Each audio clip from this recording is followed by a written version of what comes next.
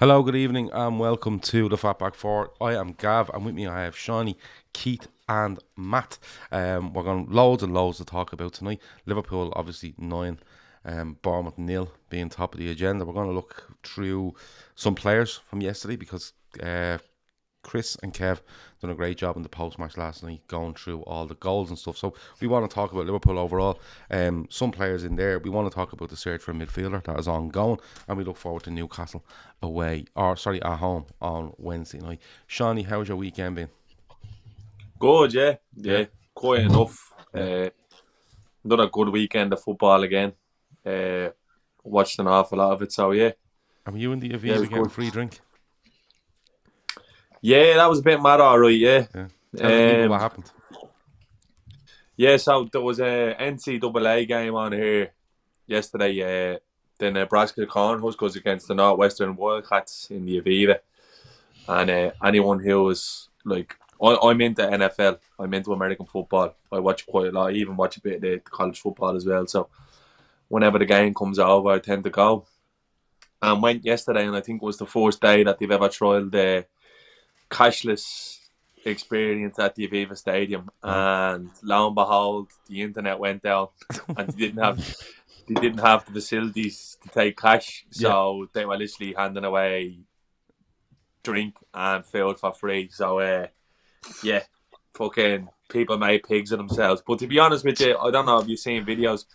It really added to the atmosphere because everyone in the stadium was absolutely fucking bladdered. I seen 13 and 14-year-olds drinking points and all. So yeah, it was a brilliant. Also, when It the was a internet went brilliant. down and they were giving out free drink, it was for everyone, like man, woman, and child. It was just like whoever wanted something could have it.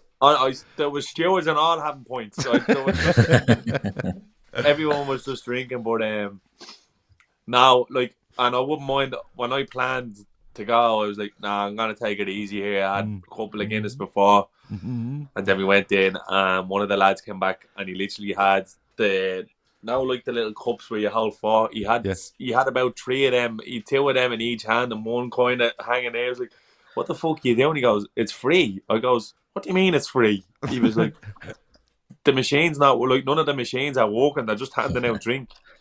Wow. So it was just flowing the whole time. But So 50 odd no, thousand people there for free drink. yeah, there's actually a video going around of them stacking like a glass snake. Did you see it? Yeah, I've And seen, I've seen it.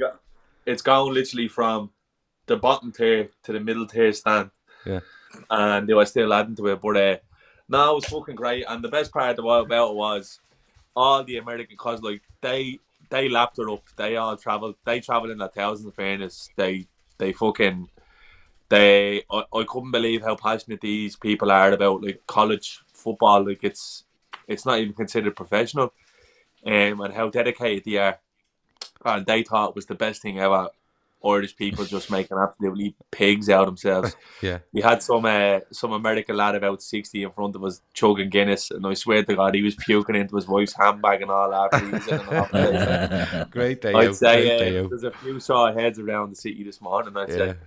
Yeah, I'd say Karen in three is getting it. Customer service in three are getting it this morning. Who's ever providing the internet anyway. Keith, how was your weekend? Yeah, it was great, Gav.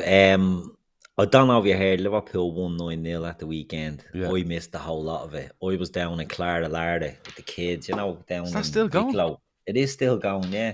Wow. Cracking day, but poxy internet, so similar to the Aviva. And the place was packed, right? And we were there with a group of people. It was like the summer project thing for the flats. All the kids out of flats went. So we went down, and you just seeing people shouting over. We saw Liverpool top 2-0, 2-0. No Yeah, one could get reception, so people were ringing in. Next thing, 4-0, 7-0, 9-0. Fuck. The one game I missed, yeah, a stack of goals, and couldn't even get the updates when they were coming up. Checking for my fantasy team. yeah. 9-0. Mo Salah doesn't scratch himself. I let my Yeah, we get son. on to that. I let my son control the team, and the two he was adamant on. I explained about triple captain. He Yeah, had this one penciled in for Mo Salah, triple captain. yeah, Scuttery 9 points he got us. yeah. But the one player he won't take out of the team, Kai Havertz, he has this thing for Kai Havertz. Now, I like Kai Havertz, so he sort of gets it from me. He's in my team up front. He's fucking brutal. He's the max he's got is just 2 points 1 week. Other than that, he's usually on the 1 point. And I'm like, we'll take him out now. We'll be put no, he's staying in.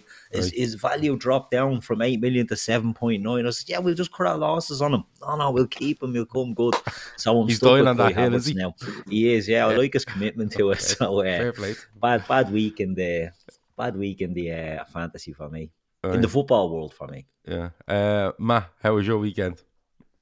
It was pretty good. I had my wife and I had our 2 nephews and niece over for a sleepover, so I could make the boys watch their first Liverpool game. Now that I got them both authentic Mo Salah jerseys from my 2 trips to Anfield, so then I had to explain to them that this is not a normal game. Because they're like, this is just like FIFA. Like, they just get the ball and run straight into the net and score. Like, no, normally... FIFA, amateur, sit on amateur. Oh, yeah, they're just little. They're like 5 and 7, so they're playing on, like, beginner difficulty. So I'm trying to play with them like, oh, this is just not fun. You can just get the ball with Allison and just run straight up the field and score. That's pretty much what their first real Liverpool game was like. Like, no. So I'm not sure whether the curse was me being there, these kids not watching, or I'm starting to think it's Keith's fault. So I should be allowed back into the country, and Keith has to go somewhere with spotty internet reception. So yeah, but it's all good. I'm having my first Guinness since I've been back in country, and it is the most disappointing pint of Guinness I've ever had. But that's what happens when you spend 2 weeks in Dublin, wandering around Dublin. Like, listen, you went to the Gravediggers and you drank Guinness. There's no point in drinking Guinness when you went home. There's just none. Yeah. But I'm delighted at the fact that there's 2 kids now in Canada walking around going, do you know Liverpool win 9-0 every week? So Wednesday. Their old man is a Spurs fan. Their old man is a Spurs fan, so I really had to make sure I got to him before he could poison their minds with Spurs fandom. So. Okay, well, best of luck for the rest of the season with those 2, especially when Liverpool don't score 9 and they're asking you why. Yeah. But let's get on to it. Liverpool did beat Bournemouth 9-0 yesterday.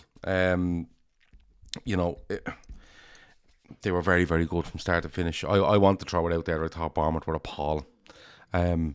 Really, really bad. No answers to what Liverpool wanted to do. If Liverpool wanted to do it quick, they didn't. If Liverpool slowed it down and passed, Bournemouth didn't know what to do. They were really, really poor. I want to say that. But at the same time, and Keith, I'll come to you first, there was a massive change in tempo yesterday, right? We've seen in the first couple of games, Liverpool, when they're pressed, they weren't doing it, setting up chances, they weren't great.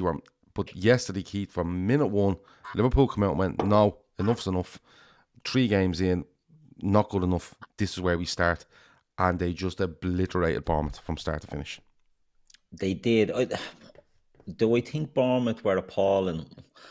I think they were the unlucky victims in the sense that after what happened on Monday night and the shit that we've had to go through and the sort of the negativity around Liverpool, around Klopp, around this team, around these players, around Van Dijk, around Trent, around everybody, I think the next team up at Anfield was going to be a tough one. And the fact that it was Bournemouth and the fact that they've been, I'd say, poor enough, you know what I mean, to start the season, they don't really have the quality. They were always going to be up against it. And I think the fact that Liverpool scored so quickly, that just the arse dropped out of them over that. And you could see it in their play. They weren't allowed to play. I think their plan was obviously get to 10 minutes, get to 20, and doing it in blocks to see what they could do. And they couldn't get to, you know what I mean? They couldn't get to 5 minutes. And it was just, as I say, unfortunate for them, but it was needed by Liverpool. And you're right, the tempo was different. They were on the neck. Because, look, we all know this thing about going 1-0 behind and being slow and turgid start to games. There's no denying it. We've all seen it. Yesterday wasn't it? It was Liverpool getting stuck in from the very start. It was playing at a much higher tempo. And I think it comes down to the fact that these are world-class elite players. And for whatever reason, they haven't been... Maybe they've been smelling themselves so far this season. Maybe they've been, complacent, which we haven't seen from them before. But I think the build-up to this and everything else, I'd have been more shocked had Bournemouth been able to hold out rather than the fact that Liverpool went at them from the very start. I just think it was always on the cards. And when you have these players in, and you look at it was one change, wasn't it, from United? It was Fabinho for Milner Milner. out, Fabinho in, and you're like, all right, well, that's not going to make us an attacking force. Do you know what I mean? Compared to Monday night. But the whole tempo, the whole team was different. The attitude was different. The application was different. The dedication, the hard work, the teamwork. And it just started from minute one. And, you know, it's something that's good to see, because Klopp goes through stages. The development of Liverpool goes through stages. And when he comes in, it was all the high pressing, you know, and really going at teams, and you score 4, we'll score 5. The heavy metal football and all, and then it changes over the years, and it becomes more controlled, to the point now that it's no control against these teams. And yesterday just showed that, look, fast start, get out and get at them, and we really, really hurt them. And again, I can't see, you know, I agree to an extent that Bournemouth were appalling, but I don't think they had a choice. I think they were just the lambs to the slaughter yesterday. Yeah, I think the reason I say they were appalling is because they didn't seem to react to anything Liverpool were doing. No. And what I mean by that is, if you go down 1-0 after 3, you go down 2-0 after 6, Yeah, just make it stop. You know, go 5 at the back, put 4 across midfield, put 1 up front, and just make it tight. But they didn't. They just sat and like literally played dumb. You know, and they're absolutely, their arse handed to them. I don't think they have the minerals, but you know what I mean. When you look at their squad, I don't know if they have They're that. killed in up front. them. Yeah, They're killed up front because of lack of pace, so they can't hit channels at the hurt you. Seany, I was talking to someone yesterday even, and talking about the game, and they're saying, yeah, it's good, it was great, blah blah blah. But this person reckoned that this was always coming yesterday, off the back of Klopp's comments when the Community Shield was coming up, and he was going on about the season for him starting 2 weeks early, and kind of mess with his schedule and stuff like that. And he felt that watching Liverpool in the first couple of games, they're usually out the traps quick at the start of a season, but you could see there was kind of a little bit lethargic for him, and this was always going to click at some stage, and he felt that this was the real start of the season for Liverpool yesterday. Would you agree? Yeah, but at the same time, like I've kind of looked into some of the stuff Klopp was saying after the United game, and I think Van Dijk as well come out saying that they kind of had like a little sit down and had a look at what's kind of happened in the 3 games gone by. And I think the game we were really poor against Fulham, and then the first 20 minutes of the Palace game wasn't too dissimilar to how we started yesterday. Yeah. We just don't take chances, and you get hit and suck punch, and we just seemed to lose all our steam. So to say that was coming, I don't know. I think like still a fucking kind of couple of things that bugged me after yesterday, but I'm not going to get into it because it's pointless to look at the way that the league is shaping up already. People are getting carried away with same results. Like Liverpool were just showing yesterday that, look, listen, we can still fucking do it if we have to. And they did. They turned up nearly every shot we took went in, and we do that to someone every year. We've handed out a few hidings, and we went away to Palace, and kind of similar thing where just fucking everything you did went in. But there was an element to kind of, okay, we need to kind of get our fingers out here. But it was coming. But it's only 3 points for a win. 9-0. I think they look back now and think maybe we can grow. The thing that stood out to me was there's players who had been letting us down in previous weeks that kind of really upped it. That was the best I've seen Robertson in a while. Yeah. And the biggest change for me was, you said there was only one change in the game, and it was Fabinho for Milner. And you don't think that'd help us attacking? I actually disagree, because Fabinho on it is nearly as important to... Remember when Bobby was on it years ago, and you were like, look, if Bobby's on it, we're going to win. And it was always the case. If Firmino showed up, we were like, yeah, we'll win this game. And I think Fabinho's now in that space where you're like, if he turns up and plays to his abilities, then not many teams are going to live with us, because I thought his game dramatically changed us going forward in terms of tempo and constant pressure against opposition sides and not playing it safe and down the clipped ball into the channel and getting it into the striker's feet quick and allowing the likes of Elliott and Hendo to run off him. He was back to his very best yesterday. And Fabinho he's very much a disruptor as a player, as a defensive midfielder, but I think he's the biggest enabler in this squad in terms of when he's on it. We Liverpool play like Liverpool, and I think that was what he doesn't play obviously against United. The big thing about he was fucking atrocious away at Fulham. He gets hooked, and he was shocking at Palace where it just looked like it was all too slow to him and too safe. And when Fabinho starts taking risks, we look much better, and I don't think that's a surprise. Because I seen a compilation video of him yesterday, and I was like, right, he's back to being the best player, and I think that's going to be a key thing in this title race this year, because I don't think it's over. I don't think many people think it's over, but for me, City look really good when Rodri ticks, and Liverpool look really good when Fabinho ticks. And I look across all the other sides.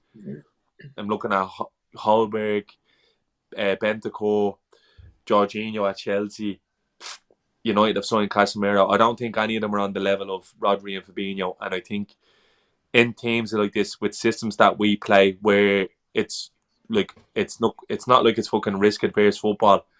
It's all go, and they take risks. Liverpool and City take risks. You've seen City getting caught twice yesterday. When Fabinho's on it, if Fabinho can stay on it, we'll be hard bet, because I just think he's such a difference maker to the tempo. Like you said, Cav, tempo was a big thing. And we took our chances, and we had a little bit of luck as well, which we hadn't been having. You know what I mean? Like, it's been scruffy around the box for us this season. There's times when Mao has been way too far away in the goal, but just look at the way it was going in yesterday. Like, Bobby's forced assists, he knows fuck all about it. Let's be honest, it's a terrible touch, and Elliott just wraps it in the corner. The second assist, the assist, the fourth one as well. Sorry, the second one, yeah. Like, some of them, like, and that's just kind of what we needed, Gav. We needed a little bit of a jolt. You need a little bit of luck, a little kickstart, and I think we've got that now. And maybe a few players need to be dropped. I just wish fucking Calvin Ramsey was fit, because I wouldn't have Trent near the team, because he fucking annoyed me again yesterday with a stupid fucking celebration, like putting his hands up going, yeah, well, you've been defending like that, you fucking arsehole, and you let us down in big games. So he's still he's the main culprit. I know you know as much as anyone, Gav, I fucking love Trent,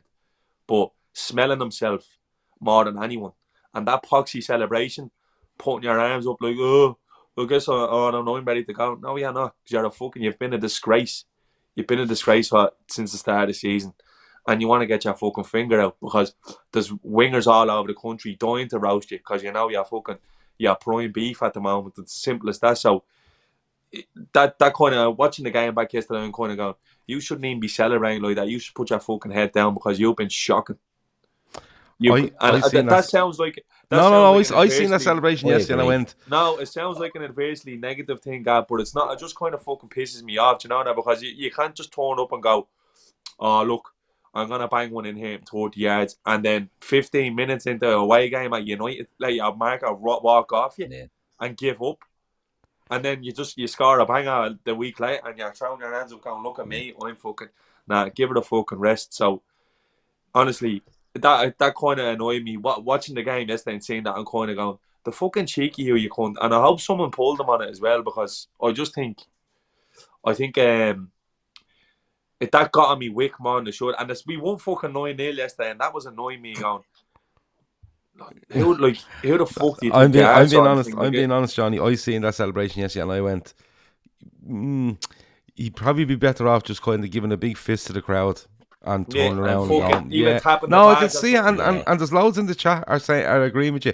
And listen, there's no problem having that point of view, because like on this channel you can have a point of view, and you're not going to nail your colour to that mast forever. It's a point of view of something that happened yesterday. Whereas if you put that on social media, Seany, it'd be like, Seany hates Trent Alexander-Arnold forever. No, I don't. I know you don't. You love him. You absolutely love him as a player. You've described him as generational. You've described him as... I love him. You've ran out of superlatives for him. But yeah, I kind of see where you're coming from. But you're dead right what you said, Seany. I agree with everything you've said there. Sorry for cutting in there. He's been diabolical this season, and he gets a perla yesterday and goes on like, what are you all moaning about? You're dead right. Just fucking get on with it. Fist to the crowd. And I Let's just do think, it. I agree with you. I think fucking just sometimes just need time on the bench. Like football is much like other sports. Like in football, sometimes just tactics go out the window. And like Bournemouth yesterday, sometimes you just have to fucking fight. And I don't see that in him. You know, like that annoyed me yesterday, as if to say, "Oh, it's all good now." Like, you know what I mean? It just, what age is Trent? 23, 24? 23, I think, is he? It's gonna be difficult for him to get up because he's done it all, really. You know what I mean? And that's kind of. I'm not questioning it. Do you know what I will? Because last week after Monday was one of the first times where I questioned some of the players, like Van Dijk as well, like throwing his head, and even him coming out after the game talking shit about midfielders. Just shut your fucking mouth and get on with it. Just like that, like where do you? We're 5 points out where we need to be already now, and you're going around now because of fucking and everyone gets on Milner and all. That's why fucking Milner was giving year extensions, because when fuckers like Van Dijk and Trent start smelling themselves, he's getting into them. I watched them United cunts yesterday, and I was bullying, saying, "How the fuck did we get bullied by this? Bullied." Yeah, I know. And it's just, I think Trent gets the raw end in terms of sometimes going on about his defense. I don't mind the fella being out of position defensively, but being fucking lazy is a different thing. Yeah. And then throwing your hands up then like a God's gift after a goal to go 4-0 up. I want to see more of him.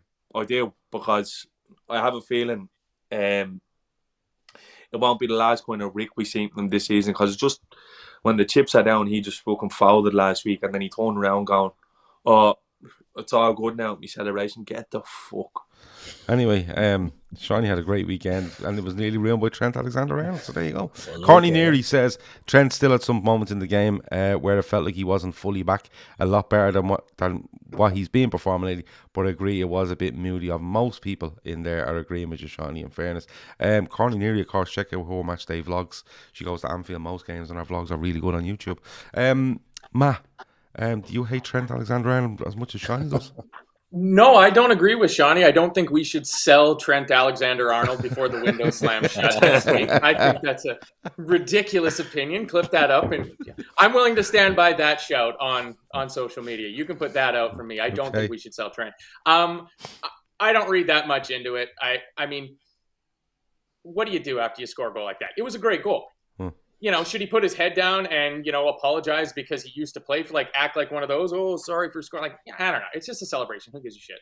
But going back to the talk about Fabinho, it was one of the things, just kind of looking through some of the stats from the game come in preparation for tonight, of Fabinho was dangerous. Like what Seany said, when Fabinho takes risks. And it also happens when we have Matip to bring the ball out of defense. Because at that Palace game, I didn't think Fabinho was bad.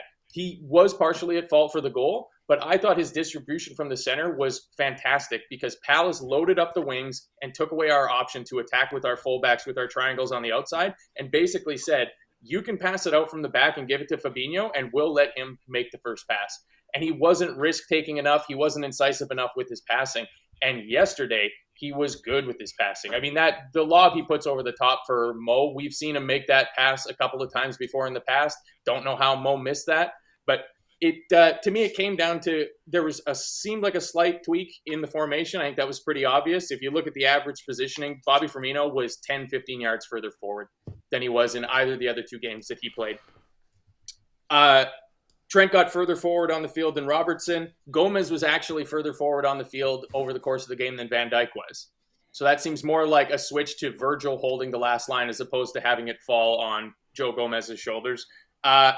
When Harvey Elliott plays, it completely changes our midfield. If you look at the position map for the game that had Fabinho, Milner, Henderson, I believe was the midfield, they're all clustered around the center circle. And if you look at Harvey Elliott's position, he's so far forward. And Luis Diaz came much further inside in this game. He was probably 10, 15 yards further inside on average than he was in any of the other games we played this season. And to me, that helps alleviate the problem of him and Robertson tripping over each other's feet that we've seen a lot on that left side, of Diaz wanting to get the chalk on his boots and Robertson still wanting to overlap behind him. They seem to be running into each other.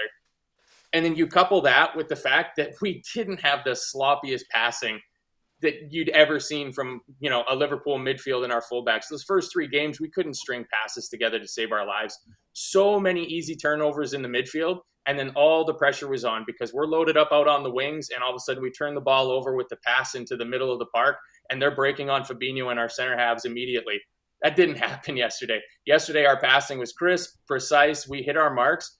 They never got a foothold in the game, and after that, they didn't stand a chance because something was built up inside of these guys. They could have taken the foot off the gas at halftime, and they clearly didn't. Towards the end, they were definitely trying to score that 10th goal. Mo would have been desperate. Oh, well, everyone was desperate for Mo, but he just didn't feel like it, no matter what he done from him, in fairness. Let's talk about a couple of players. I want to start off with Bobby Firmino. And Seany, I'll come to you first on this one. There's an awful lot of talk around Bobby Firmino, and I think, it's fair to say he hasn't been in the best form for Liverpool in the last while. I think that was his first goals at Anfield since 2020. I heard in the commentary yesterday. I don't know how true that is. Yeah. His first goals, it might be league, but I heard in commentary yesterday, it was his first goals, first league, maybe league goals for Liverpool at Anfield since 2020, right? But what Matt says is huge, isn't it, Seany? His position on the pitch. He wasn't coming mad deep. He didn't come into the centre circle and look for things. He literally played from the top of that centre circle to the edge of their box and went wherever he felt like it and made things tick. And I'm not saying Bobby can do that for 30, 40 games on the trot and come out as your player of the year. But that's what you're looking for from Firmino, Seany. You're looking for him to come in. Nunez will be back next weekend. We all don't think I think he might start a derby, but a lot of people don't. But when he's playing, Bobby, or when he needs to play instead of Jota, that's where you want him, Seany. There's no point in him being that deep. He has 2 assists yesterday. He has 2 goals. It was just brilliant from him. Yeah, it was vintage. It was like vintage Bobby. And I actually thought he was decent against United. I thought he was one of the more standout performers against United. And like when Bobby plays well, we tend to play well. He's one of them players. I don't even think his pressing was his usual self yesterday, but I thought he was brilliant with the ball at bringing players in, and it worked really well. He took his calls well.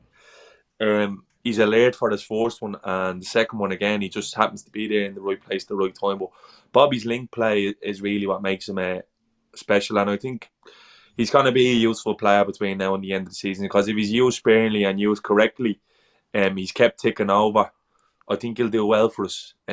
He's been in and out of the team. He's struggled with injury a little bit, and there was games where he didn't look himself at all, and he kind of he was poor against Fulham. But look, there's no doubt the quality that Bobby has. I think he's a year left on his deal. I wouldn't be mad against keeping him on. To be honest with you, I would keep him on if the opportunity arose. I've always loved Bobby, but he's seen yesterday what he can do against sides like Bournemouth at home, where I know it's not saying much because the game was over after 10 minutes, but there is going to be games this season where you might need to throw Bobby in there just to disrupt and unlock them a little bit, because that's what he does when he's doing best. Like, there's no point on dropping in 10 yards and not occupying centre halves. Bobby's at his best when he's in and around the edge of the box, creating chaos, creating space for the likes of Salah and Diaz to move into. And I just felt that his all-round link play was brilliant, and it showed. And that's a capping performance for him as well. And there's 100 goals for Liverpool. Bobby's in the category of players that don't owe this club anything at all. I was reading yesterday. He's been absolutely. Salah, Mane, Firmino. You can continue on now, but Salah, Mane, Firmino, 380 goals for Liverpool between them. Yeah, it's amazing, Gavin. Like, that's it. That era has it's gone now, kind of just before our eyes, out of nowhere. But there's flashes now that something new might be happening. Bobby was brilliant yesterday, but I've been Diaz's biggest critic at times in terms of his output and his all-round game, but he really looks like he's starting to learn his role in this Liverpool team with the positions he's popping up in. So, look, the hyperbole on social media is fucking mad. They're all going on about, we're not the same without Mane, this, that and the other. yesterday just proved that this team was fucking well capable of throwing it up and just severing teams when needs be. And with Darwin to come back, who is, I know I've been critical of Darwin, but I think he's going to slap goals now, what I've seen. Diaz getting it, and Mo's still yet to get going. So if you have Bobby in there, we've Jota to come back. Goals is not going to be a problem for this Liverpool team, I don't think, going forward. And I reckon that there could be a few more of them results this year. Maybe not a 9-0, but a few 14, 15 nils maybe down the line. Well, we're out of 14-0, aren't we, after Monday? Yeah, we're still out of 14-0, yeah, we have receipts. Matt, Bejan said something there a few minutes ago. He said he was too deep against Manchester United. And I think it is actually something as simple as that, because when Firmino comes into that area where centre-backs don't, even when they're playing a 3, where they go, do I go with him or do I not? And it's usually between the box and the mid and the edge of the centre circle. Centre-backs don't know whether to go or pass them on. And that causes confusion, and that allows what used to be Mane and Salah, and now is Salah, Diaz, or whoever, to get inside and hurt teams when they're unsure, okay? When he goes that deep against Manchester United, they're definitely passing him on and going, listen, he'll get caught up in there somewhere, someone will put a foot in on him, and we're still nice and solid at the back.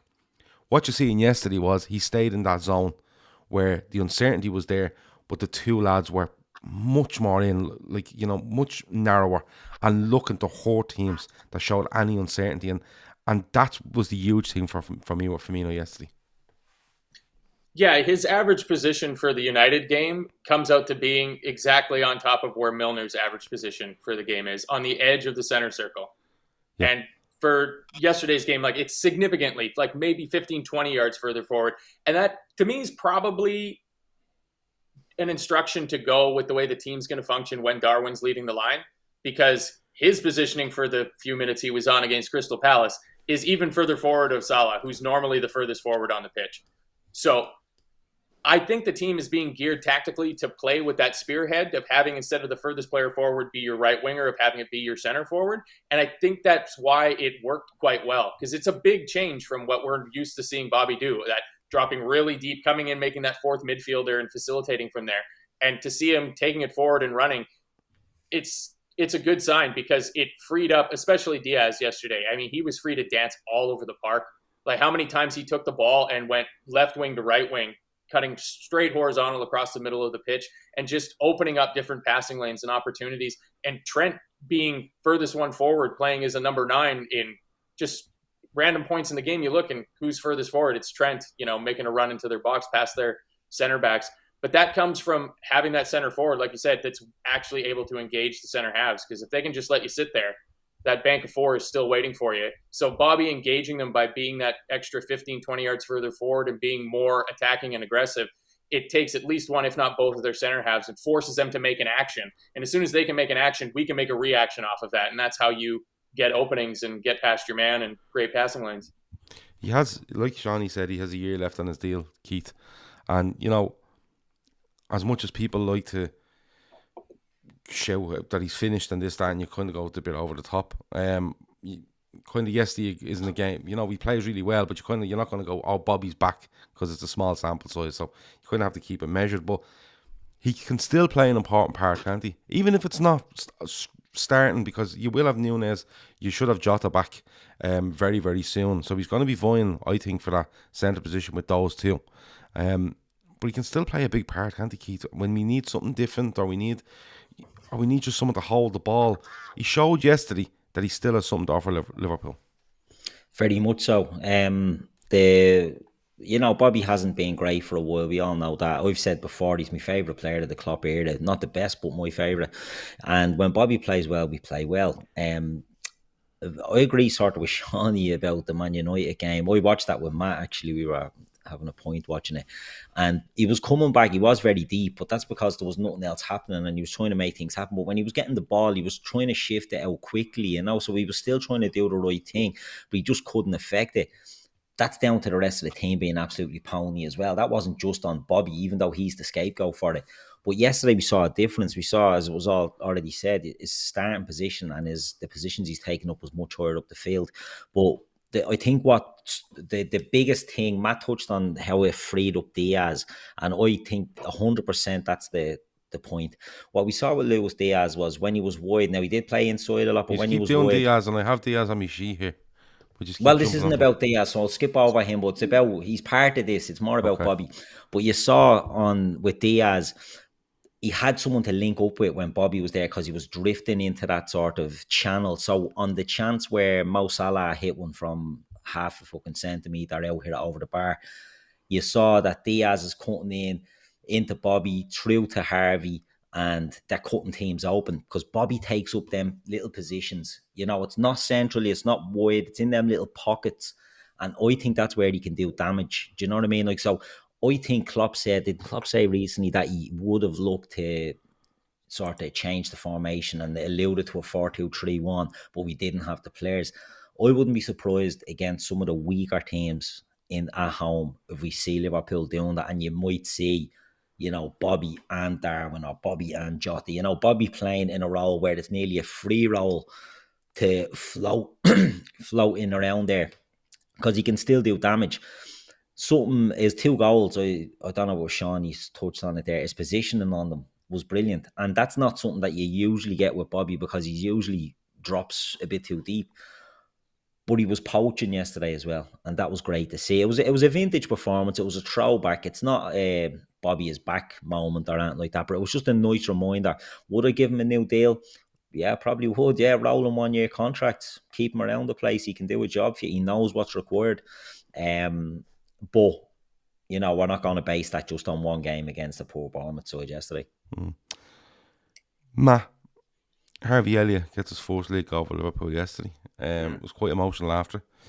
Was quite emotional after the game and interview as well. But I was delighted for him with the goal because I think he's been kind of one of the little shining lights for me since the start of the season. You know, the responsibility he's taken when he's played, and to get that goal yesterday and just whip it into the corner, it kind of not justifies him being in the team. I think it just solidifies the fact that he knows he belongs there, and that goal just gives him that extra belief because I think he's grown every time I see him in a Liverpool shirt. Yeah, you said one of the shining lights. He's been the only shining light for me. If you take the first 3 games as a whole, the only player that came out of that with their head held up was Harvey Elliott. He's done nothing but impress me. I had big hopes for him coming into this season. I'm glad that at least one of my many predictions I was to make seems like it's still able to come true. But he's just got that energy, and it's why I know we're gonna do the inevitable midfield talk later. But when people talk about, you know, this person to sign for a midfield, did they have the legs for it? Harvey Elliott's not the fastest guy in the world, but Harvey Elliott is everywhere in that midfield when he's on it. He tracks back extremely well. He pushes really high forward at times. So he's so exciting. He's not afraid to take people on. He's almost got a lot of the qualities that we thought we were getting in Naby Keita. He's got absolutely no issues of making somebody miss, making the short pass, and then going and expecting that return, playing that 1-2 just instinctively. And the relationship that got started at the start of last season before he picked up his injury, that triangle with Salah and Trent, that looks like it could bear a lot of fruit for us. And luckily, Henderson, I thought, played pretty well as a left center mid, because I think it could be Harvey Elliott's position, you know, come the turn of the year. I think Harvey Elliott might be nailed on when you're picking your best 11 for Liverpool. Keith, you know, Fabinho starts at Liverpool most weeks. Thiago, when he comes back, which could be a little while, starts for Liverpool most weeks. And we're talking about signing midfielders, and we're talking about this, that, and the other. But I think it's a genuine question at this stage. Is Harvey Elliott either now or in the very near future putting himself into that midfield where you go, he starts? Yeah, I think he's there. Like, I think it's crazy that a lot of people will hark for Jude Bellingham at 19, having probably never seen him playing, and think that Jude Bellingham is the answer to our midfield woes. When we've got Harvey Elliott there, who's 19, who just needs to be given a chance. You have to trust young players. If they're good enough, the age shouldn't come into it. Now, that's not me doing Jude Bellingham down, by the way. I think Jude Bellingham's brilliant. I watched a lot of Jude Bellingham. I think he's excellent. But I've no problem with Harvey Elliott nailing down that right-sided central midfield role, because he brings an awful lot to the team. Matt touched on it there. He's intelligent as well. You know, he's strong, he's hard-working, intelligent, and he had a goal yesterday, a great goal, you know, must be said, a great finish. And what more can you ask for? You know, it's all about development. And you know, people say, Bellingham is doing it in the Champions League. Yeah, that's fair. I'm not saying he's better than Bellingham. I'm just saying people will criticise his age, but will look for other players of similar age to come in. So I think, you know, Harvey Elliott's playing for Fulham since he's 16 as well. You know, he's really been on that stage for a long time. He's not some wet behind the ears kid. He went on loan to Blackburn, tore it up in the Championship, done really well. Hard league, you know, for young players like that to flourish, and he did. And he came back, and last season looked like he was about to nail down that position as well, until that unfortunate injury happened.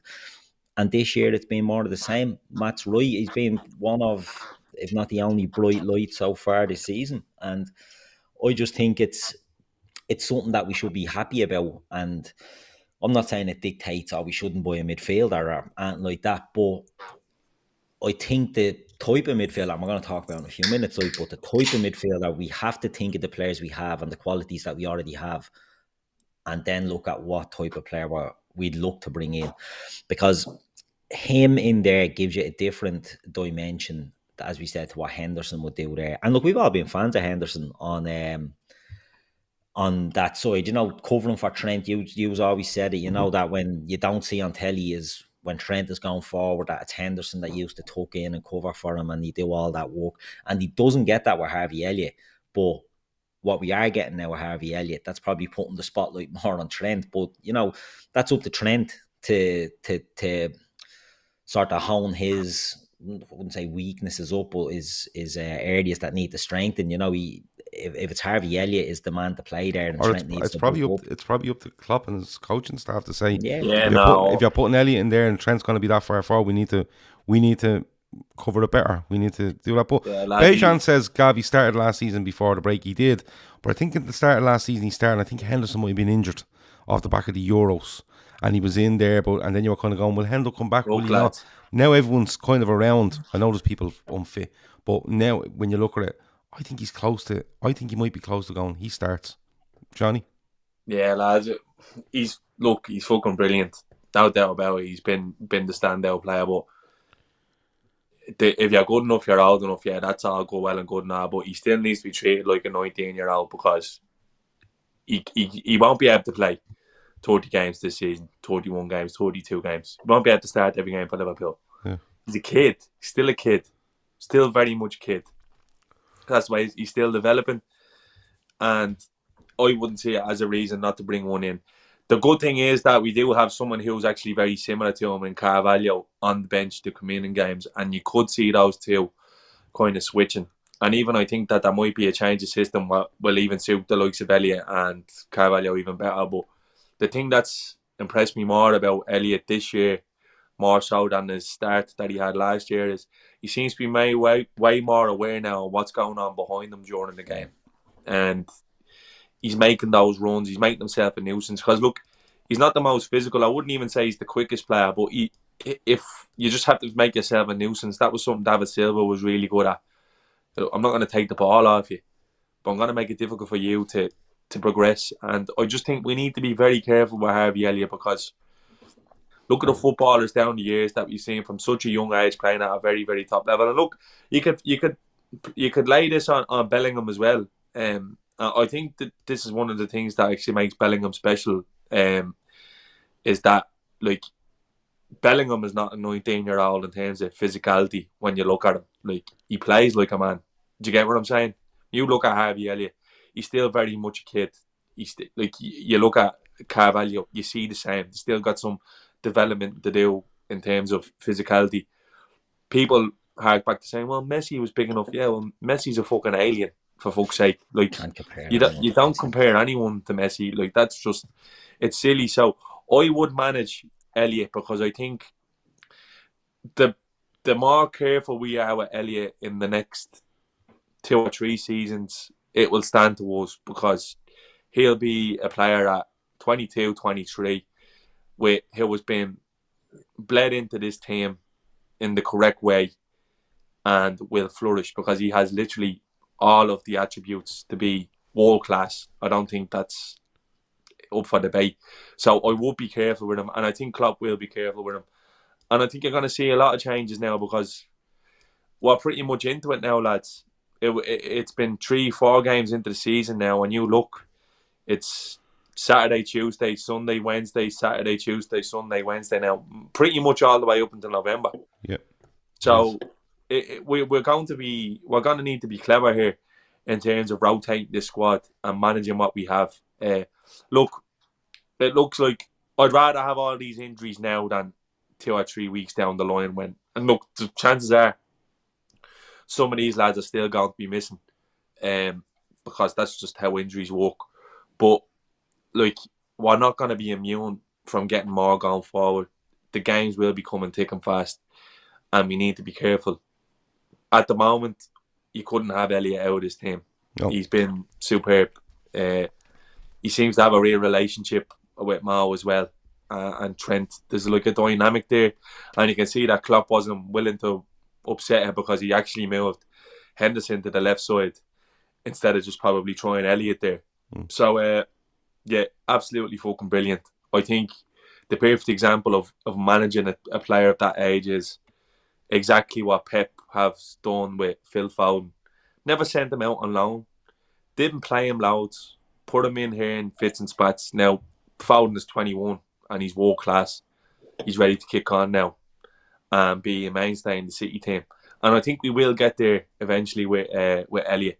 I just think it's actually a master stroke of having someone like Carvalho around, because they're very similar. Would you agree? I think Carvalho is probably quicker. I think Carvalho is probably a little bit quicker, but they are the similar type of player, and I think it's going to be great now to see them kind of mix. So that's why all I want us to do now in the next week is don't be getting sucked into all the shit you're reading online about the fancy midfielders. I just think we need a functional one. We do. We need a Sanderberg. We need a Lima. We need someone who's going to be out there play in the base, deep base, and then play probably on the right side of an eight. Forget about all this fantasy shit and all, and Neves, because he's pinging 60, 70-yard passes and shooting from outside the box. Now, are you skipping on to me midfield stuff? No, it's not what I'm just saying. I'm just teasing it. Just teasing it. That's all. We need to be careful. Like, we need to be careful. You can't turn around and say, is Harvey Elliott on the cusp of being nailed on for Liverpool? He shouldn't be, because I think it's unfair on the kid to put such pressure on him. I think it's hard to leave him out on the first. Yeah, it is hard to leave him out, but he will need to be managed. He will need to be managed, because at the end of the day, he's still a fucking kid, and that's what you need to realise. The game is so physically taxing now. I think the biggest thing in the Seany might be, there will be times you have to take him out because he's still a kid. But it's up to Harvey Elliott to make it very hard for you to take him out, because he's putting in those performances every week, and he's absolutely all the data and all that. But at the end of the day, Gab, like, he will be assessed after every game. He's taking off at half time yesterday, wasn't he? Yeah. He was taking off at half time. Yeah. So he could be putting up 10 out of 10s. At the end of the day, that won't stop him getting fucking tired. Might play on adrenaline or be in good form. And I know it's hard to take players out of the team when they're in good form, but it's at the same time, it's really fucking easy to run players like that into the ground and play them wide, give them weight. You can manage them. You can manage them as a first team starter. I know you said about Phil Foden, and Pep maybe held Phil Foden back, but it worked out in the long run. I think people were screaming for Foden more, and why isn't he getting more games? I watched Barcelona earlier on. I don't know if anyone was watching it, and Pedri and Gavi were in midfield, and you see them players, they're brilliant players, they're brave players, they're very similar to Harvey Elliott. I'm not saying they play the same way, but they've got that sort of that youth, but it's a fearlessness, and it's give me the ball, and they're not afraid. And I think you manage players like that. If, let's say, Harvey Elliott was to be the first choice on the right side of the Liverpool midfield, you'd play him 3 and then you take him out for 2 and then you put him back in. Do you know what I mean? Rather than having someone else there and then putting Harvey in for 1 and 4, if you know what I mean. Like, so you manage him that way, and that you're building him up to maybe take on that mantle in a similar way that, people say, right, Bellingham is a bigger frame. Bellingham's a bigger player than Harvey Elliott, but Pedri and Gavi are smaller players, and they're players that don't have to be playing all the time. But you can see that Barcelona are probably maybe looking to build their future around these players, and I think Liverpool can do something like that. And I think Jurgen Klopp is very good. In fairness, Pedri played more minutes than any player in Europe 2 seasons ago, and he nearly killed the fucking young fella. He had to take 2 weeks off to start the season, and he could be busted by the time he's 23 with the way they're playing him. And that would be my worry. Like, I'd hate to see Elliott miss any extended amount of time this season through injury, because that was the same thing that happened to him last year. A fucking freak. It was a freak bleeding dislocation of his ankle, but I just want him to be managed, because I know how good he can be, and there's no point being fucking greedy and say run the kid into the ground. I want to see him being managed, because I think the sky is the limit for him, and at the same time it will just benefit him in the long term. He's still 19.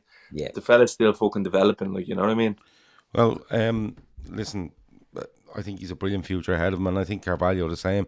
To see him come on and get 45 yesterday, he glides around the pitch. He gets a really good goal off of a really nice touch from Tsimikas, and that'll do huge things for Carvalho as well, in fairness, because, he's had little appearances and he's looked really bright. He's come close on a couple of occasions. I think he's the one that has the shot for Salah's goal at Old Trafford on Monday. But then yesterday, he just bang in the corner. Doesn't even think about it. Doesn't even, a lot of players in front of the cop will go fuck in front of the cop. Do I take a touch? Do I try to settle myself? No, just bangs it in the corner. And I think Carvalho is going to be huge as well. Last player before we move on, and you've all touched on him, Luis Diaz. Keith, he comes out during the week and he does an interview and he's saying, like, he's kind of happy with his own form, but he feels that, the team as a whole, himself included, have to do better. We've said he's being too wide, and we've thrown that out around Salah as well, and maybe that is something to do with the fact that we're trying to get maybe Núñez in the team where he's central, and we're trying to keep these guys wide. But yesterday we seen what he was all about. We seen back to last season a little bit, Keith, where he's wide and he'll go at you, but he'll come inside, he'll run across the pitch, he'll get in centrally. He gets 2 headers yesterday, and dare I say it, it looked a bit like a Mane performance for me, Keith. And I don't mean to compare him to Mane. I mean the positions he takes up on the pitch, the movements he makes, and the areas he's in when we're looking to be dangerous is very like the way we used to have Sadio Mane do that. Yeah, I agree. I just think it's maybe not evolution might be a strong word for it, but I just think it's adapted into the Premier League and the needs of this team. When we were signing Luis Diaz, the clip that everyone, was shown all over the place was a goal for Porto against Man City, when he picks it up on the left and does the diagonal run across the box and drills it in on the right foot. And we're seeing that, but what we saw in the first few games for me was a player that he has a habit of, when he gets the ball wide, he touches it back, and the first few games I didn't feel there was anything in front of him, and he was going too far back with it, and he was having to come back maybe 10 yards further than he'd like to pop the ball off. Whereas yesterday, when he was doing it, he was on the turn and he was driving at them. And as I touched on Bobby Firmino earlier, I felt Bobby, it was in positions that was drawing defenders into Bobby, was allowing Robertson to get on the overlap. Robbo was much better yesterday than he has been. And I just think Liverpool, people hate to hear about, think being a system player is an insult.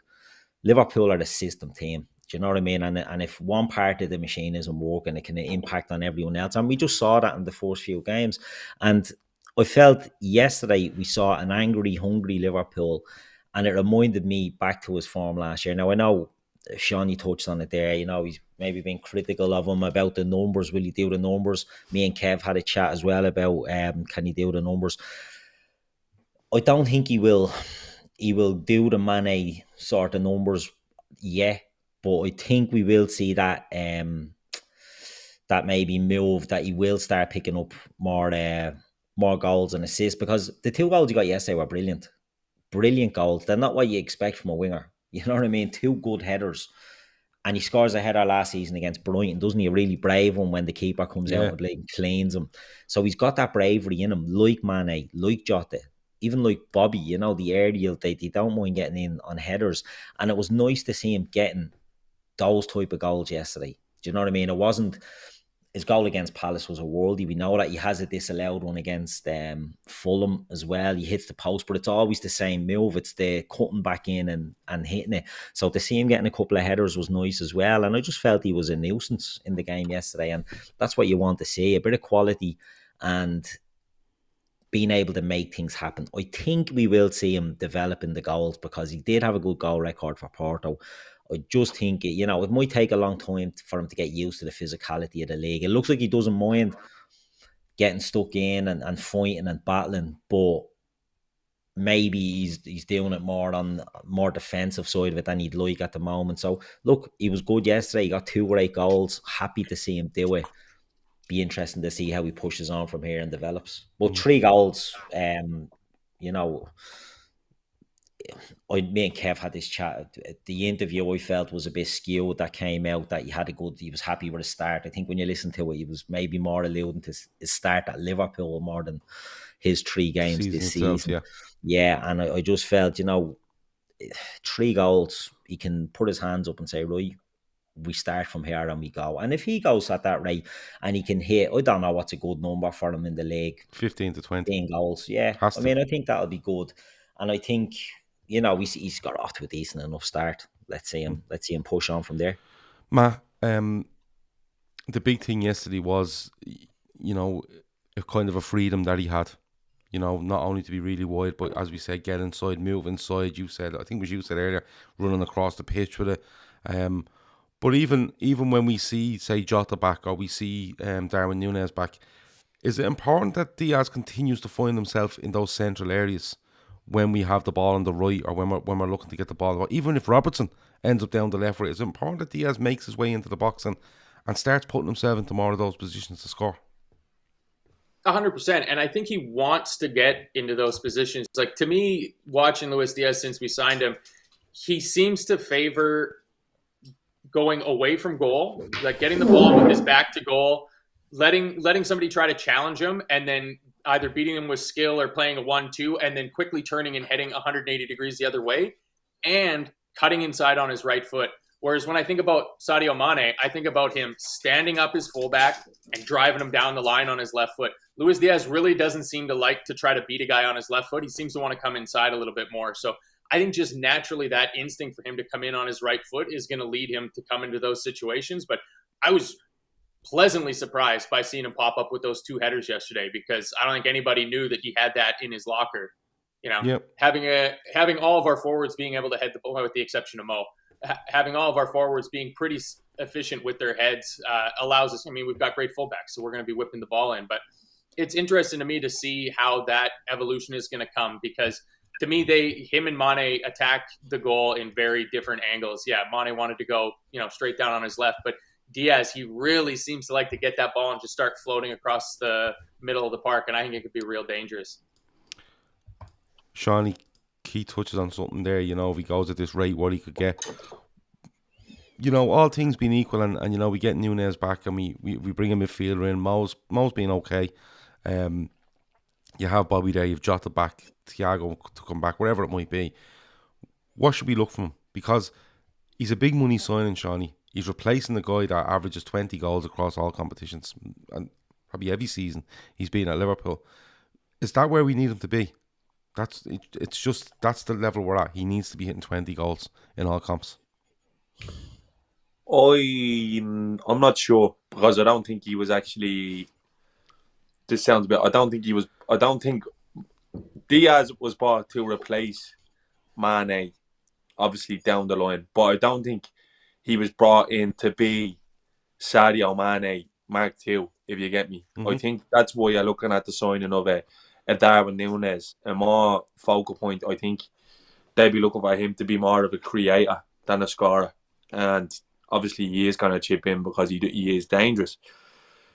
I think the forward situation is going to frustrate Liverpool fans at times this year, and I think you just have to get used to it, because without really knowing it, we're in sort of a transition phase in terms of our attack.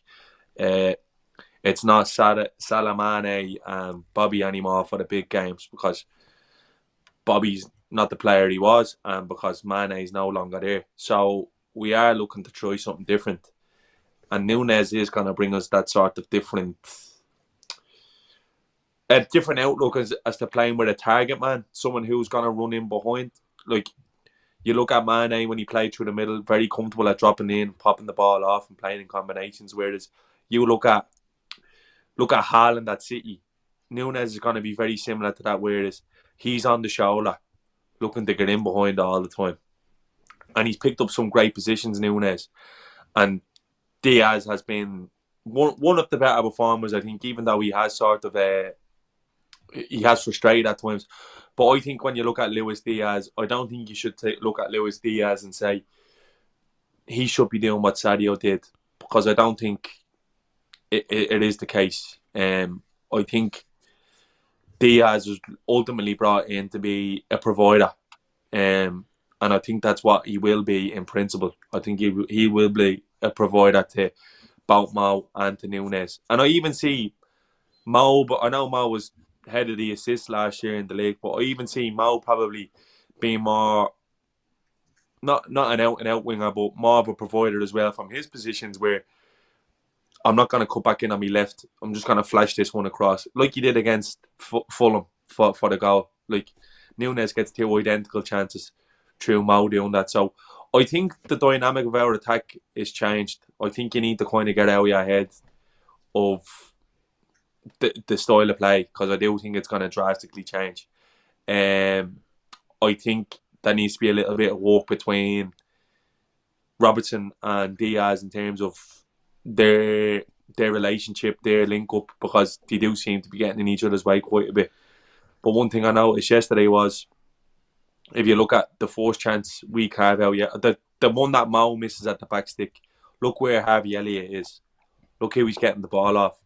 Harvey Elliott is literally in position where you would associate Robbo getting on the end of, like, that overlap and then just getting it off Diaz. And so the dynamic of the team is changing. I think the evolution of Klopp's side will come along. It's been a frustrating start for Núñez for many reasons. We've seen some big glimpses of what he can do, and then he obviously has the fucking moment of stupidity. But I'm not worried about Luis Diaz the way some people were thinking. Look, obviously you want to see him up his numbers a little bit, because he's going to need to play in the Liverpool front three. But I think the biggest beneficiary of Luis Diaz being in the Liverpool team is going to be a player like Darwin Núñez, who's going to have chances of plenty created by this fella, because that's what let's be honest, that's what he's really good at. So I'm not worried about the front three at all. I think they'll all click. Mo is Mo. I think Núñez will bang goals. Jota to come back, who's also a nuisance and provides. Bobby showed yesterday he can still provide. And Luis Diaz now getting more involved in the goal. And to be honest with you, 3 goals in 4 games is not a bad return, if I'm being honest. If he does that between now and, if he's even half of that between now and the end of the season, he's goal every 2 games, and he's probably looking at 20 to 25 goals this season. Exactly. And there's going to be games where he gets braces. It's going to, because sometimes we just create a fuckload of chances, Cav. Yeah, that's true. It's the way we are. Like, and it's going to be on him taking them. Look, some of the goals he scored by Liverpool have been out of nothing. The one against Palace is out of nothing, and the one that's offside against Fulham is out of nothing. And he's going to give you them as well. The one yesterday pleases me more though, because I know he can cut inside. I know he can bend one. You know, I know he has a good strike in him. He's brave when he goes through on goal. But then one, Seany, where he's at the back, like he gets a header at the front post, he gets a header at the back post. And as much as I hate to say it, turn into Raheem Sterling a little bit, where you can terrorise people with your pace. But look, Raheem Sterling yesterday, absolute Raheem Sterling goal, tapping in at the back post. Yeah. If he can get that into his game, that's where he puts the numbers in. That's where it brings you from 10, 12 to 18, 20. Yeah. I've seen Diaz being... I think he's going to be, like, he's a confidence player. There's no doubt about it. What I loved about yesterday is you seen him spinning and doing that little Cruyff turn and attacking the fullback. I think all too often this season he was getting the ball and going back towards their goal. Like, just not getting turned and not going at, like, he had fucking Tete booked for 60 minutes at Fulham and never went at him again. And then Cloyne, like, he never has a go at fucking Nathaniel Cloyne at all game. And then he gets, was it Delow who got booked? Delow booked is on a yellow early at Old Trafford. And he just never gets at him. You know what I mean? I think he just needs to... And that'll come. Them 2 goals would have done him the world of good. And if he lights up now, like, fucking forget about it, because he's the type of fella who's just going to wreck the shop if he gets going. Yeah, I think he will. Before we go on, we're gonna finish up with some midfield chat, because that's what everyone wants to talk about. Forget the football. Let's talk midfielders. Before I do have a couple of ads I have to read out. These help us to bring you content for absolutely free. So we read them out on every show. It takes about 2 or 3 minutes. Calm yourselves. That's your warning. Okay. First one is BetterHelp. A lot of us know someone, or indeed ourselves, that need help at certain stages in life and could do with someone to talk to.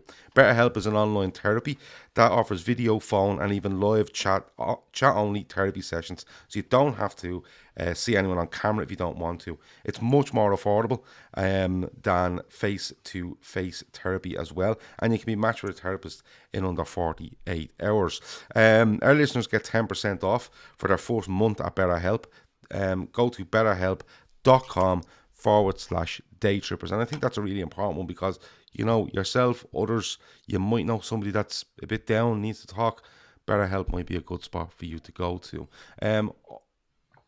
IP Vanish. IP Vanish is long running on this channel. Matt done the best IP Vanish raid of all time the other night, to the point where we think we're going to get him to make a video where we can just play it on every show, but we haven't done it yet. But IP Vanish is a VPN that helps protect you, your security, your password, your data, and all that sort of stuff while online. It can also mask your location and stuff like that to keep everything safe and sound. Rated 4.6 out of 5 on Trustpilot, and available across all your devices: phone, tablets, laptops, Fire Sticks, wherever it might be. You can check out IP Vanish at ipvanish.com/daytrippers, and you will get 70% off. I looked up today, it's about $39 for the year. Can I butt in on that, Gav? Yeah. I bought IP Vanish the other day. I paid for it. Did you get $38? I did, yeah, $38. Yeah. Brilliant. I needed a VPN, so I said, right, I had one that ran out, so instead of the new one, I said I'd have a look and try this one. Yeah. And it's good. It's easily downloadable. You just put the app on wherever you want, and it just works off that. Yeah, very good. Highly recommend it. 4.65 out of 5 I'd give it, just to push that score up slightly. Okay. So did you rate? Yeah, no, it's very good. Trustpilot and give it a rating. Yeah. I'll give her a rating, yeah. You couldn't shoot in Clara Larry and no internet. I was in Clara, yeah, no reception. IP Vanish was not good to me there. But, yeah, you need internet. You were anonymous. Yeah. Yeah. But no, it's very good. Well worth it for 30. Yeah, look, I looked it up today because I do say it's 70% off. It's 30 days money back guarantee. But I actually went on the link today to get the price. It was $38.44, I think it was, which works out euros is about the same, isn't it now? It's nearly the same. We're matched more or less. We're matched the same as the dollar now, which is absolutely insane. The last one is Paramount Plus. Paramount Plus have exclusive rights to the Champions League this season. 9 months of all the goals, all the games, 90 minutes, injury time, extra time, away goals, wherever it might be. Watch every match from the group stage right through to the knockout rounds, as Benzema and Real Madrid defend their title against the likes of Liverpool, Man City, Chelsea, PSG, Barcelona, and more in football's biggest competition. Don't miss a single second of it with Paramount Plus. Stream every match of the UEFA Champions League starting from the 6th of September. Head to Paramount Plus. Hold on, is that available in Ireland? Yeah, you can get it. Paramount Plus, yeah. Oh. And it has a live, like? Yeah, stream it live on Paramount Plus. That's great. With IP Vanish? With IP Vanish? Perfect. Yeah. So you and your therapist, could literally get on the phone, check into IP Vanish, knock on the Champions League, and by the end of it, So, everyone will be in great form. Like IP Vanish and Paramount Plus are fucking Gerrard and Torres. I'm sold on getting it. Yeah, okay, good stuff. That's it. Remember, listen, if you go on there and you are giving a rating to IP Vanish, make sure you give it 4.7, will you, just to make up for Keith, who forgot to give the rating. So there you go. That'll get them as well. How much is Paramount Plus a month? I don't know how much it is, but Paramount Plus tell me they have all the games from start to finish in the Champions League. So there you go. Check it out. Well, he could at least given you a fucking price to shower charlatans. Jesus Christ. Darius I don't know. Hoyt said he got it in, and it's no joke. Darius, how much is it in the chat there? He said he has Paramount Plus. How much is he paying? Game I hope he changer. says call for pricing details is what he's going to put. Yeah. It's never a good sign when you have to call to get the price. Okay, let's get on to it. We're going to finish up this because we're 1 hour and 10 minutes in. Whoa. $10 is what Darius is coming back with. Wow. $10 what? A month? I would say a month. Yeah. Lifetime. Yeah. So there you go. Midfield. Let's go to our midfield and let's talk about it. Look, there's been a lot said about this midfield stuff. It's probably the one thing now that's kind of got me on social media where I go, I just can't fucking listen to this anymore. It's absolutely done my fucking head in. The way I've seen the midfield thing is, I think everyone across the Liverpool fan base, a massive amount of us, have said since early doors, a midfielder is needed here. We need to make one signing in midfield. Okay? And I've seen stuff like, fucking FSG getting slammed and this getting slammed. Klopp comes out during the week and says, look, I was the one that kind of vetoed the midfielder. I was probably a bit wrong. Most other people were right. And we'll start to look at bringing in a midfielder. So Klopp's going to come out and put that one to bed. Loads of names being linked. All I want to ask you three is two very simple questions. One, do you think Liverpool will make a signing by 11 o'clock on Thursday evening when the window slams shut? And two, who do you think it will be? Or who would you like it to be? So probably 2.5 questions there. Matt, I'll let you go first. I don't think we will. Oh, well. I don't think we're going to sign any. I said this on Thursday. I can't change my opinion in 3 days. Okay. I don't think we will. I just think it's too late. I think we're going to have a few bodies back, and Klopp would rather have 5 guys that know what they're doing than, 4 guys that know what they're doing and 2 guys that haven't really learned the system yet, and he can't rely on them to be in the positions he needs them to be in. Our system's too important. Like, we can't just have free radicals. You can't just throw a Bruno Fernandes into our team and say, play around him. It doesn't work like that. So I don't think we will. Who I would like to see signed, I would love to see Frankie de Jong signed just for the fucking piss that it takes out of the Manx. I just think that would be hilarious. That they chased him so hard because, they'd all change their minds and it would be sour grapes and they'd all have to say, we didn't even want him in the first place when there's a month-long just soap opera played out in public over how hard they tried to get Frankie de Jong. But, yeah. And if there's a realistic one, I still think Tielemans is the realistic one. Okay.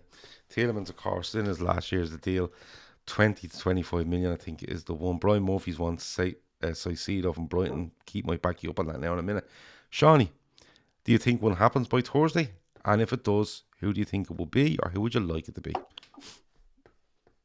Yeah, I think they will get one, yeah. I don't know how it's going to be, though. I think it's going to be Sanderberg. No, actually, I don't. It's not Sanderberg. No, it's not him. I don't know. Would you take him? No. I would. No. I would, He's at Sheffield United 18 months since he left the fucking Doesn't league. fucking Yeah, but he matter, was Gav. injured. And nobody's touched him. He was injured. Listen. 6'5". Anyway, No. I think they will get one. That's all I'll say. There's been too much noise. The ones that are being linked with though just aren't Liverpool players, in my opinion. That's just my opinion. Neves is not a Liverpool player. He does Tielemans. No. I just don't think they have the engines to play for Liverpool. I don't know. Anticos is breaking news. United and Chelsea have given up on signing Frankie de Jong. I think we will get someone. I do. Who would you like it to be, Seany? I would have liked Paqueta. I think it would have been like a wild card. I think Caicedo is an interesting one. I haven't much from him, but when I have seen him, he has looked good. I know everyone's going on about your man's injury record, but Conrad Lima makes sense as well because he's versatile. Look, they might do something like a Conrad Lima and not quite disregard his injury record, but just know that he'll be available for them games and you can throw him in. You can even play right back as well. And I know he's available for sure because the talk is Leipzig do kind of want to sell him, but they just don't want to sell him. They just don't want to sell him to Bayern Munich. So Hudson's Croquet and Neves ain't LFC level, but Paqueta is. They're two different players, mate. That's my take on it. We don't need. Ownberg reckons Sanderberg will come in, never kick a ball, and be sold for a profit to Sporting Gijón. Could happen, yeah, but like, look, from what I've seen in Neves, I don't think he's mobile enough to play for Liverpool. The reason why Hendo and the likes have looked shite the last couple of weeks is because the legs seem to be going a little bit. You need to have it in your fucking legs if you're going to play for Liverpool. I just don't think. It's just my opinion. I just don't think Neves or Tielemans suit Liverpool. I think if they did, we would have bought them ages ago because they've been on the market the whole time. 100%. And that's just the way I see it. So even what's that lad Sukic of Salzburg could be one where they looked at. Who knows? They might even. I tell you one thing. I watched Celtic today, and I was really fucking impressed by a few of their midfielders. Hatate, you like, don't you? Yeah, he's brilliant. Yeah. And I think, I genuinely think you need to realise that I hate the fucking Twitter speak, but there is a Klopp tax of him taking these players who are ready to go to the next level and bring them to the next level. So yeah, be interested to see. I think I will say one thing though. Having watched them from the start of the season, I think everyone missed the boat with fucking Bruno Guimaraes because he's fucking deadly. Yeah. Out with the Newcastle squad today. Away at Wolves, I think he's picked up a knock. When people seen him out, they were like, "Oh, what's going on here?" But no, I think he's picked up a knock. I think he might be doubtful for the Liverpool match on Wednesday as well. But we'll learn more on a couple of Newcastle players that are missing during the week. Keith, do we sign one? Who would you like? Who do you think he'll be? I think we sign one. Yeah. The change in tact from Klopp. The tone is different now. The journalists are all saying they're actively going for it. They're doing it. Mm-hmm. I think the Henry Winter little bombshell the other day that he looks forward to Bellingham next season at Liverpool. I think that has to be taken with a little bit of a reality that something's going to happen there. Do you know what I mean? I think if Henry Winter, who's highly connected with the England camp, is saying that, I think he's the chief reporter, is he, for England, and he's always the sort of cheerleader for the English lads. The FA's chief reporter. Yeah, I think there's something in the Jude Bellingham to Liverpool next season. I agree with everything Seany just said there. Try not to be too bored, and everyone accuses us on this channel of being samey. But you're dead right. Yuri Tielemans and Ruben Neves are not mobile enough for Liverpool. They're great at spanking them from outside the box. It might be something different, but ultimately, I don't think Frankie de Jong's a great player, but Frankie de Jong would have to halve his wages and he'd still be one of our top earners. So I can't see that being a runner either. Caicedo, I think, is too hard to get out of Brighton now at this stage. But I think they'll do Caicedo and Bellingham next summer. That's what I think Liverpool would do. You think they'll do both of them next summer? Yeah, I think they'll have to, yeah. And one this summer? And one this summer, yeah. Right, so who I'm bringing in Conrad Lima, as Seany said. I think you have to. Someone said that he's only missed 8 games in 2 years. Yeah, Lima's deadly. He's very versatile and he can play a lot of positions. What age is he? And I think you bring him in and he becomes. He's only 20. I think he's only about 25. Is he 25, 26? Yeah. So he's got a lot of years left in him. But he's a player that covers a lot of positions, and he becomes, it's nearly a Swiss Army knife in the squad where you use him where you need him. I don't think he impacts what we will be looking to do with the midfield overall. I think people expecting a blockbuster signing. It's not. Put it this way, I think if we signed Lima this window, that's your way of basically saying you're Milner now.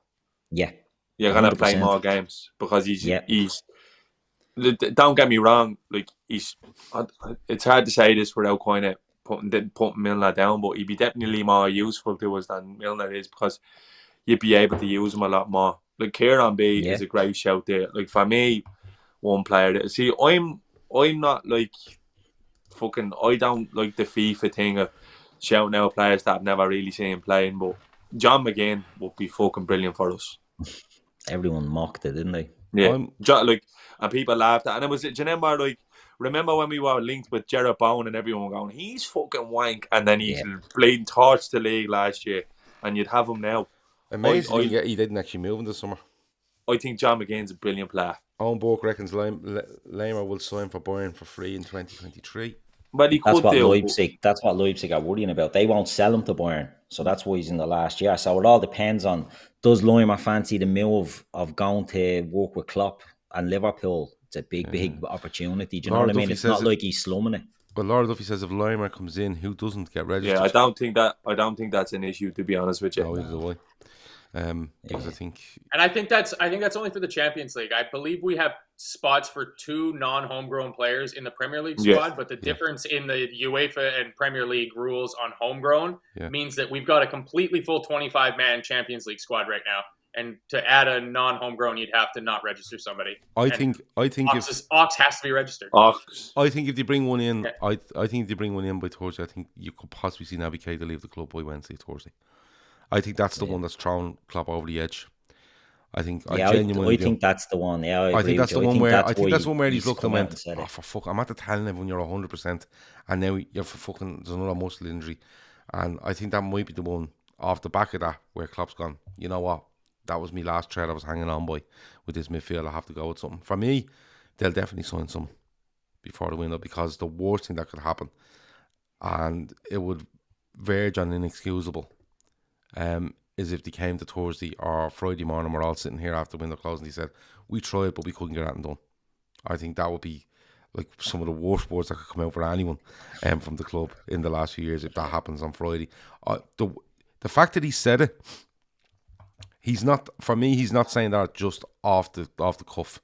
Something's gone on and he said, I'm comfortable enough to say this because we're so far down the line with somebody. Who would I like it to be? Conor Gallagher off Chelsea. I keep going back to him. I think he's absolutely ripe for the picking at Chelsea. He's sent off the other day because they're playing him in a position that just doesn't suit him. He's the right age. He's 2 years experience in the Premier League. He's an eye for goal. He's a great engine. He's a really good footballer. He's technically good. I think he'd thrive under Jurgen Klopp. And I think Liverpool should absolutely test the resolve. Especially if the rumours going around that Newcastle and Everton have looked at him, which means that he may be available. I think Liverpool should. Who do I think it'll be? I don't know. Because I'm afraid to actually think who it might be, as opposed to who I want it to be.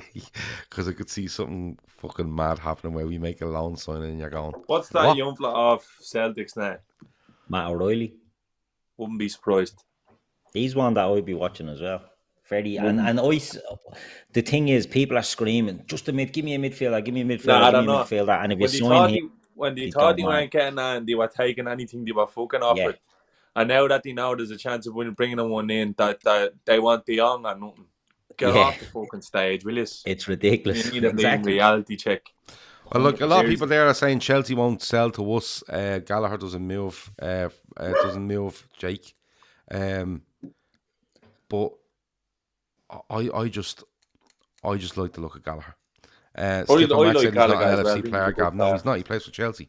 But when he signs to Liverpool, he will be. And I just think the type of profile he suits us. I think he is. Yeah, I actually think. And I know it might sound a bit mad, but the engine he has, the aggression he has, the ground he can cover, screams of a younger version of Ronaldo. Screams of someone that you could actually make into that sort of mould that Liverpool could go and do. But I think he just has that eye for goal as well.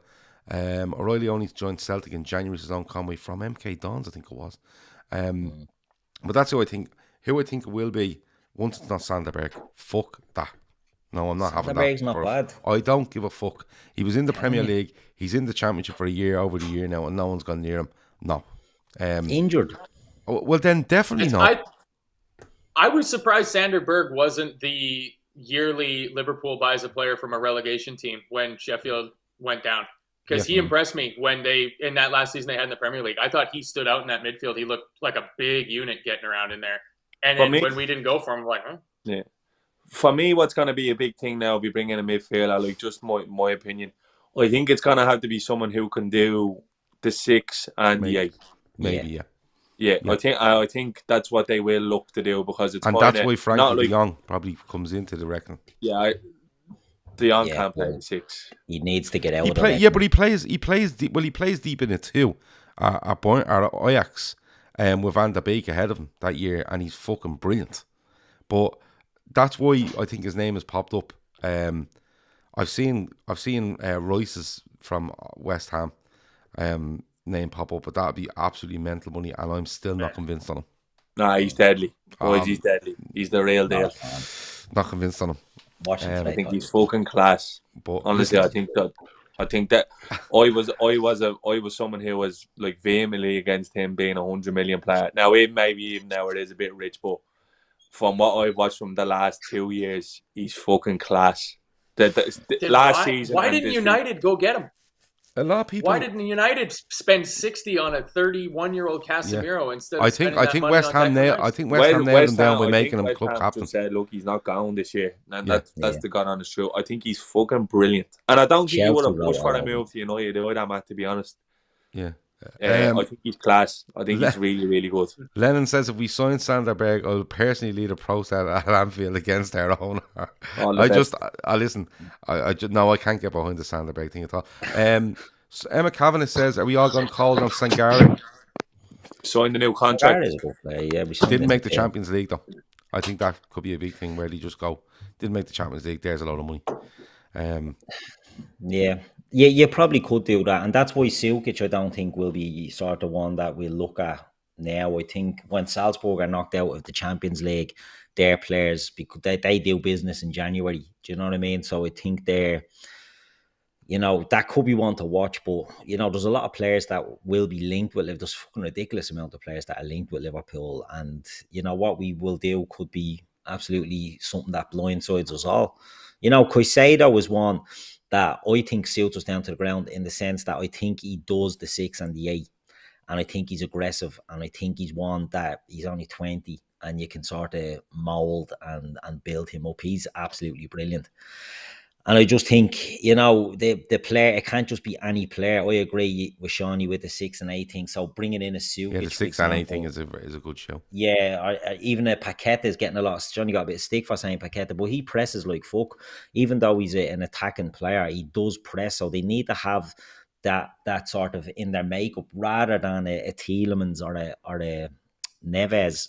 Look, we could sign Tielemans and Neves and cheerleading about them next week because I'll be looking for their qualities. But genuinely, I don't think they suit us. So I think it'll be interesting to see. I think they will do one. I think if there wasn't a good chance of doing it, they wouldn't have mentioned it. Tielemans and Neves sign for us, they're going to need a fucking pre-season. They'll be on fucking ventilators at half an hour playing. That's the truth. You fucking oxygen tanks at the side of the pitch, won't they? Yeah, it'd be like Anderson that time when he got whipped off. Then when you gasped and you had a nebulizer on him. Good breed. Yeah. Like your man out of Breaking Bad. What's his name? The bleeding little fella in the. Your man. What was his name? It's funny watching clips. Salamanca. Hector Salamanca. Hector Salamanca. Tuco. Is it not Tuco? No, Tuco. That's his crazy kid. Yeah. But listen, I'm sure. So boys, here's an idea. What was the answer? Was the answer Basuma, and he had to go and be a fucking idiot? Yeah, do you know what? Basuma would have been Price, brilliant. age, experience, versatility, athleticism, and a dickhead. Fuck, what a waste. Yeah, maybe he fell at the last hurdle because he's a bit mental, and had things thrown against him, and I don't even know where that is at the minute. I don't know whether that's it could be, I don't know, but maybe Liverpool looked at it and went no, but Spurs took that, not gamble I suppose, Spurs probably looked into it deeply, but maybe when you see what Klopp is saying about the right player, it probably applies to all those that have gone before as well. Do you know what I mean? Like, it's not like, oh, he's decided now he wants one, but he's missed out on all these 5. Them 5 probably weren't even on his list. You know what I mean? He does come out with some absolute curveballs with signings at times where you go, oh, well, he's a Klopp player, right? Okay. You know, Wijnaldum is probably one of the biggest. Wijnaldum was playing as a 10 for Newcastle and then comes in and you just go, listen, you're playing in midfield and you're going to run around as a maddie. So it's one of those. But look, I'm sure loads will happen over the next couple of days. The window closes at 11 p.m. on Thursday. We will have the viewer's voice on Thursday, and it will be the last hour of the transfer window where we will discuss what's going on. We will discuss what's happened across the league with regards to transfers as well. For the rest of the week, tomorrow, winners and losers. Tuesday, don't know if we have anything Tuesday. We might do a midweek fix and preview the Newcastle game. That's what we'll do. Wednesday, we'll have the post-match for Newcastle. Thursday, of course, the viewer's voice and the transfer window. Friday, the Premier League forecast. Saturday, we'll have full-time Reds after the derby. We're on early, aren't we, Saturday? And Sunday, we'll be back here for the Fatback 4. Matt, anything else before we go? No, not at all. Fun show. Good stuff. Seany, anything else before we go? No, all good. Would you like to retract some of your statements about Trent Alexander-Arnold, or do you want to stick to them? What statements? Just that he's shy. I believe you called Trent Alexander-Arnold tenuous. Scum of the earth. Described him as tenuous. Scum of the earth. No, I didn't. I just think he fucking. I just think now. I love Trent. I think he's massively blown out of proportion. I just think all I said was it annoyed me a little bit. He was throwing his hands up in the air, going, "Oh." And loads agree with you. In fairness, loads agree. Right. But anything else before we go, Seany? Is there anything you need to say? Anything? No, all good. Fine shout. Good. Another Sunday. The weeks are just fucking flying by now, and it's literally now we're in. I can't breathe. There's too much football territory now. There's loads going on, isn't there? Yeah. And I'm gonna fucking. And we're going into winter. Yeah. And there's problem with energy and stuff like that. So I'll before I forget, if you're using light bulbs in your house and you want to save on energy, this is the advice I heard on the radio yesterday. Turn them off. Take half the light bulbs out of your house. That's the one first bit of advice. Don't be lashing loads of lights on the Christmas tree, right? Strim it all back. And don't be wearing shorts around the gaff in December. Wear a jumper. Wear trousers. So that's the fucking advice we're getting in this country, because there might be an energy shortage. They paid all this money. Minister Lyon, was it? Fucking don't know. It was probably someone from the Green Party. You know them. When you say like someone more, because I'm dumb as a bag of rocks. Some majority, you know. Like, how can there be an energy shortage? You bring the ESP. Have you any more of that electricity? Nah, none there, Chief. No, there's no energy shortage. What's happened is, because Russia have invaded the Ukraine, yeah, they'll tell you now that, did we not tell you that we got all our stuff from Russia and Ukraine? So what we're going to do is we're going to lamp the prices up, right? And we're going to throw a load of fear into you, and you still use as much, and you'll pay fucking 3 times the amount, and then we'll just get on with it. That's basically what it is, Seany. So you listen, I still throw everything on the house at the same time that I always did. You know, I'm going back to fucking Cardigan Shannon, wherever I was last year. I'm getting out of here. Yeah, Cardigan Shannon was a great spot last year. Actually, I'm getting out of here. Keith, anything else before we go? No, nothing, Gav. Enjoyed tonight. After a great win, do you know what I mean? It's been tough so far this season, but yeah, it's good to get back on and talk about the Reds. So no, nothing. Stuff. Use candles as well during the summer or during the winter. Buy a load of candles. That's the latest thing as well. Eamon Ryan said, if you are cold, put your hands around the kettle when you're making a cup of tea. Right? Yeah. Now, the funny thing is, the kettle is one of the most expensive things in your gaff to use. But he's telling you to put your hands around the kettle. There you go. Eamon Ryan. He didn't tell you to heat the kettle, did he? Just put your hands around and pretend it's warm. You know, but listen, before we go, Bobby's Wish to Walk is on screen. Bobby Smith, age 7, suffers with the same issue that Sienna did. He needs €150,000 to go to America to have the treatment that will change his life forever. He's very close to it. We're in 25 grand of the total now. So the link is in the description. 128.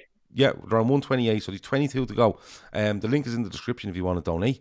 Please do so if you can. If you can't, take that link, copy it, paste it, send it to your friends, your family, whatever. And, you know, I do see things on Facebook like, instead of birthday presents this year, you can donate to this. If you want to do something like that, do it. And, you know, you think 150 quid isn't a massive difference. Trust me, it is, when there's only 22 grand to go. So check out Bobby's Wish to Walk in the description. And if we can get it to 150 grand ASAP, that would be amazing. Thanks to Seany, thanks to Keith, thanks to Matt, thanks to everyone in the chat. There's been loads of you, and your comments have been amazing. I've been Gav. That's been the Fatback 4. Over and out.